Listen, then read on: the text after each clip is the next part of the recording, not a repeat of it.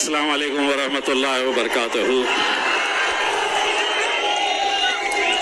हबीब मिल्लत जनाब अकबरुद्दीन अवैसी साहब, मैं अकबर भाई जब मेरे बाजू आकर बैठे तो मैंने अकबर साहब को बताया कि अकबर साहब, ये इतने सारे आपके चाहने वाले हैं, लेकिन इनसे ज्यादा चाहने वाले ये जो स्टेज के ऊपर खड़े हुए हैं ये लोग हैं। कल महाराष्ट्र के अंदर आंधी आ जाए, तूफान आ जाए, कुछ भी आ जाए, खबर में तो मेरा अकबर ही रहने वाला है। बहुत दिनों से इंतजार था तुम्हें कि कब आएंगे, ये लोग आ गए। अकबर अवैसी साहब, ये चिराग को देखकर मचल रही है हवा। मेरे शहर में कुछ दिनों से बहुत तेज चल रही है हवा। बना रहे हैं किस्से जो मेरी नाकामियों के, उन्हें क्या खबर है कि रुख बदल रही है हवा।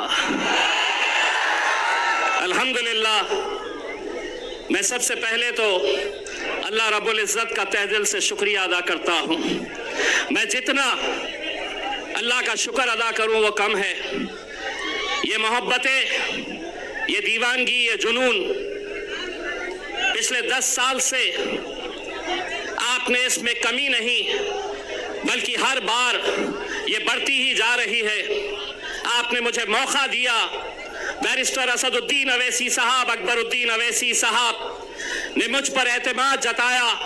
2014 में एमएलए बनाकर आप लोगों ने भेजा।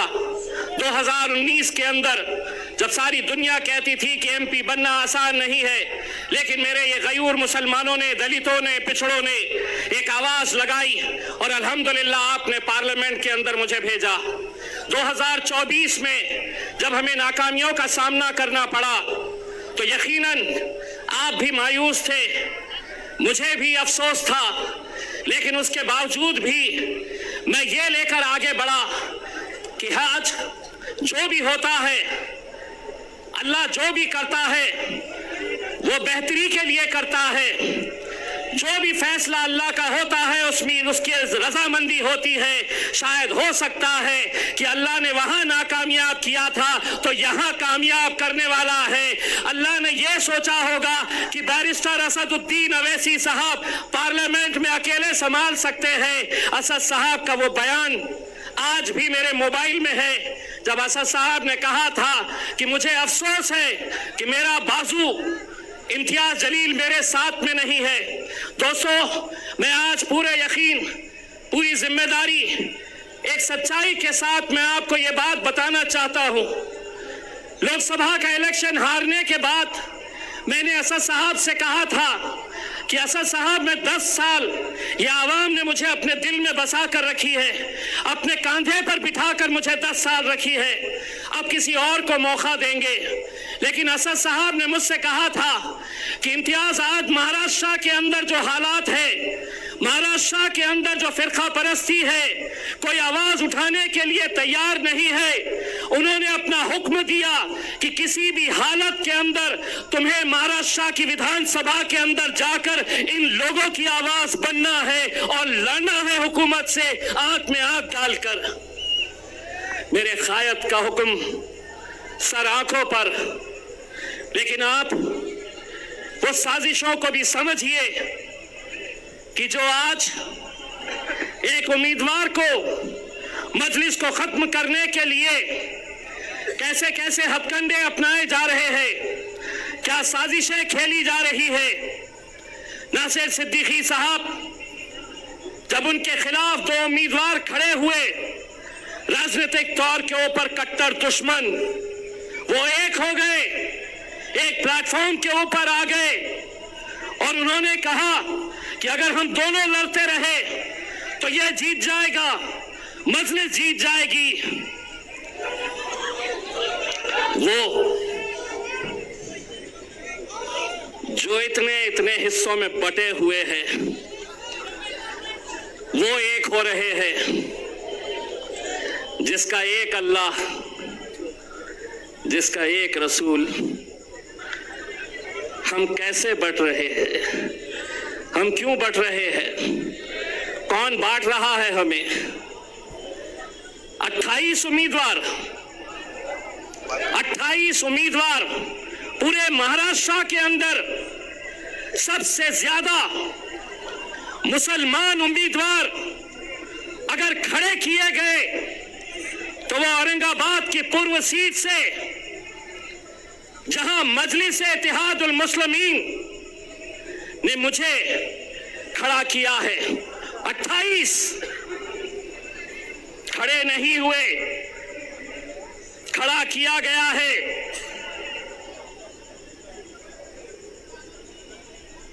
मिन्नतें की गई उन्हें समझाने की कि आज हालात क्या है। गाजापुर में हमारे घरों में घुसकर मारा गया, कोई आवाज नहीं, हमने आवाज उठाई। लोकसभा में वक्फ बोर्ड का बिल आया, जिन मुसलमानों ने 2-2 घंटे खड़े रहकर जिन्हें जिताया, वो लोकसभा से बाहर निकल गए। विधान परिषद महाराष्ट्र का पहली मर्तबा 40 सालों में एक भी मुस्लिम एमएलसी, एक भी मुस्लिम विधान परिषद के अंदर नहीं भेजा गया। रामगिरी जब हमारे हुजूर के खिलाफ, नबी करीम सल्लल्लाहु अलैहि वसल्लम के खिलाफ गुस्ताखी करता है, कोई नहीं, कोई नहीं आगे आया। अरे हमारा वजूद, हमारी पहचान, हमारी शिनाख्त, हमारी जिंदगी जिसके लिए कुर्बान है, उसके खिलाफ गुस्ताखी हो रही है, तो भी हम अपनी नफरत की राजनीति में बटे हुए हैं। लोग समझते थे कि वो बोलेगा और हम सुन लेंगे, वो कोई और होंगे सुनने वाले। इम्तियाज जलील नहीं सुनेगा, तुम्हारे बाप से आंख में आंख डालकर टक्कर लेगा। एक आवाज हमने क्या लगाई? अल्हम्दुलिल्लाह पूरा हिंदुस्तान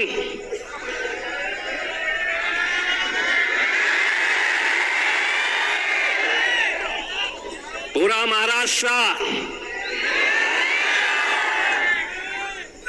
बोले इतने कहां से आए? इतने एक पैगाम देने के लिए हम निकले थे और एक बार फिर से कह रहे हैं,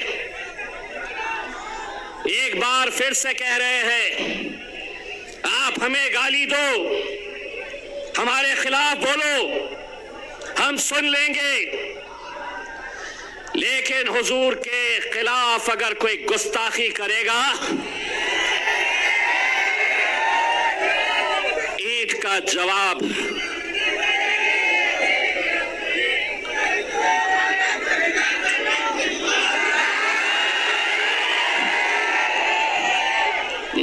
पुलिस वाले देख रहे मेरी तरफ, बोलता क्या पत्थर बोलता क्या? पत्थर बोला कि केस होता मेरे ऊपर।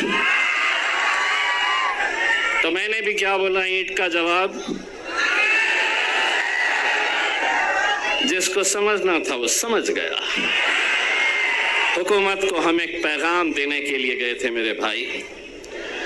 वो पैगाम था, बनकर तूफान, बगावत का सैलाब आएगा, अगर जुल्म हद से बढ़ेगा तो इनखिलाब आएगा।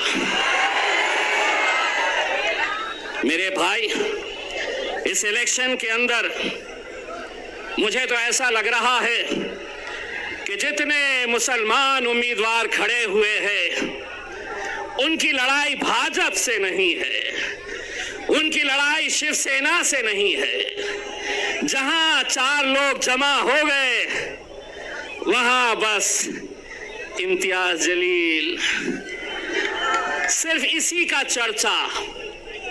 लेकिन हमारा मुकाबला भारतीय जनता पार्टी से है। कितने पैसे बांटेगा अतुल सावे, कितने बांटेगा? बांट बांट के मुझे दोस्तों, आपको लग रहा होगा कि 28 में से 3 लोगों के फॉर्म रिजेक्ट हो गए, 10 लोग वापस हो गए। लेकिन कौन है ये वो 10 लोग? मैं नाम के साथ बताता हूं। समद बागवान इलेक्शन में क्यों खड़ा है? बोले मार्केट यार्ड में मैं फोन करता हूं तो कचरे की गाड़ी आती है, इसलिए मुझे एमएलए बनना है। मैं ऐसे लोगों को आपके सामने लाना इसलिए चाहता हूं कि कल 3 बजे तक जब वापस लेने का फॉर्म वापस लेने का वक्त था, मेरे लोग जा जाकर गिड़गिड़ा रहे थे।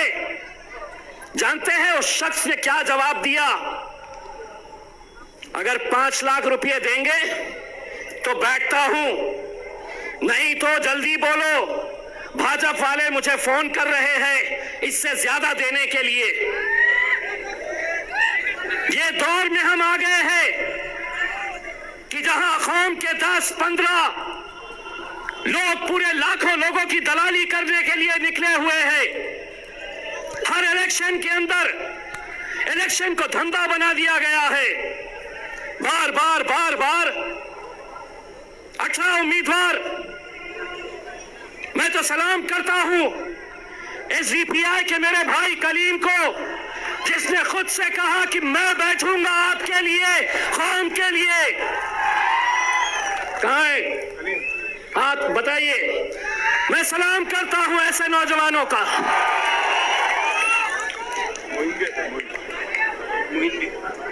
मोइन साहब भी है वेलफेयर पार्टी के, जो खुद से बैठ गए। इम्तियाज जलील, जो खराब हो रहा है, मैं तो पत्थर हो गया हूं।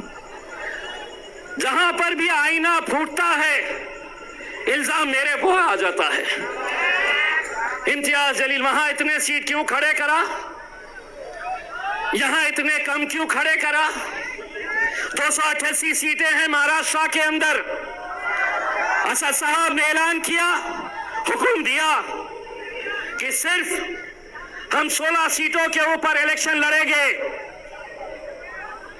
यहां पर भी मैं सलाम करता हूं ऐसे नौजवानों का जो अपने कायद के फैसले के ऊपर लब्बैक कहते हैं। और ऐसा ही सलाम मैं करता हूं मेरे छोटे भाई समीर साजिद का, जिसने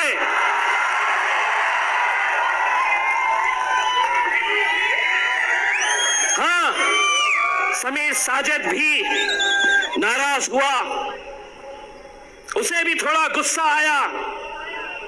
जानते हैं जिस दिन असद साहब का फैसला आया, उसके दूसरे ही दिन शहर के जितने भी मजलिसी मुखालिफीन हैं, उन्होंने समीर को फोन किया और कहा कि अब तू हमारे साथ आ जा, हम दिखाएंगे मजलिस को, हम बताएंगे असद साहब को, अकबर साहब को और इम्तियाज जलील को।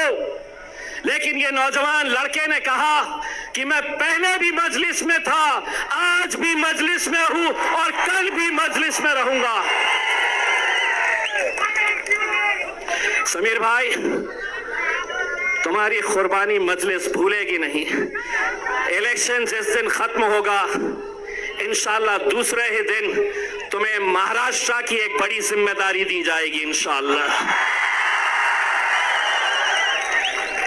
मेरे भाइयों, कुछ उम्मीदवार आप देख रहे होंगे टिकट नहीं दिए,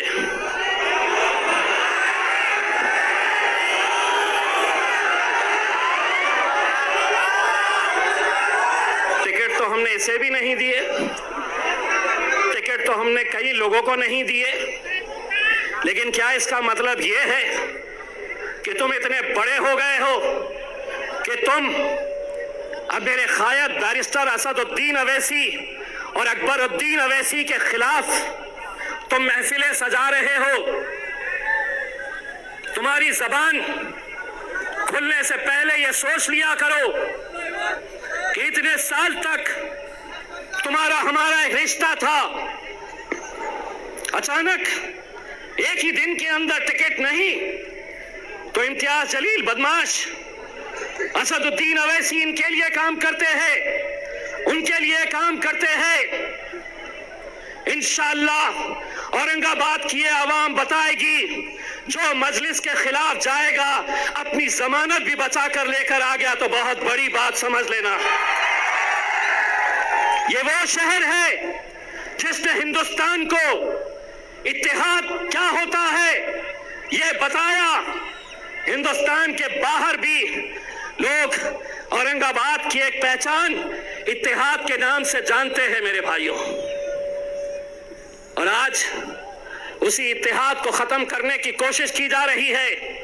पैसा भारतीय जनता पार्टी दे रही है, पैसा नासिर के खिलाफ एकनाथ शिंदे की तरफ से आ रहा है कि इनको खरीदो, इनके वोटों को तकसीम करो, इनको बांटो। ये लोगों ने शायद मेरा डायलॉग सुना नहीं है। देवेंद्र फडणवीस, एकनाथ शिंदे, नरेंद्र मोदी बाजार में कुत्ते और बिल्लियों के बच्चे बिकते हैं, शेर के बच्चे बाजारों में बिकते नहीं, ये बाजारों में खरीदे नहीं जा सकते हैं। आज मीडिया वाले ने आकर कहा, आपको पता है औरंगाबाद की ये सीट भारतीय जनता पार्टी के लिए बहुत मायने रखती है और आपको हराने के लिए बड़े बड़े नेता आने वाले हैं। मैंने कहा कौन आने वाला है? तो बोले योगी आने वाला है।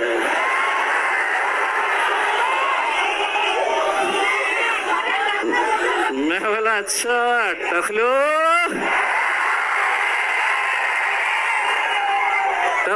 यहाँ पर भी, लेकिन एक बात याद रखना टखलो, भाषण के बाद कटकट गेट में आके नान खलिया खा के जरूर जाना मेरे भाई, बहुत मजा आएगा। और योगी पे क्यों खत्म, लाओ जिसको लाना है। इतनी एक बात गारंटी के साथ कहता हूं, जहां तक नजर जा रही है, देवेंद्र फडणवीस, एकनाथ शिंदे, अजीत पवार, शरद पवार, उद्धव ठाकरे, नाना पटोले, पूरे के पूरे आ जाओ, इतने जमा करके दिखाओ। ये अकेले किसके नाम पे आए हैं मालूम है? ये अकेले किसके लिए आए हैं? मेरा अकबर। 10 साल का इंतजार खत्म होने वाला है, पेटी बांध लो, मौसम बिगड़ने वाला है। मैं अब आपसे इजाजत लेता हूं और यही उम्मीद करता हूं कि 20 तारीख के दिन आप सबको निकलना है, मजलिस को कामयाब करना है। और हाँ, जाते जाते इतना कहना चाहता हूं, अकबर भाई का ये एक ही जलसा नहीं है, अभी 2 बार और आने वाले हैं। आज टेस्ट मैच खेलेंगे, दूसरे में वनडे खेलेंगे और तीसरे में 2020। बहुत बहुत शुक्रिया। वाखिर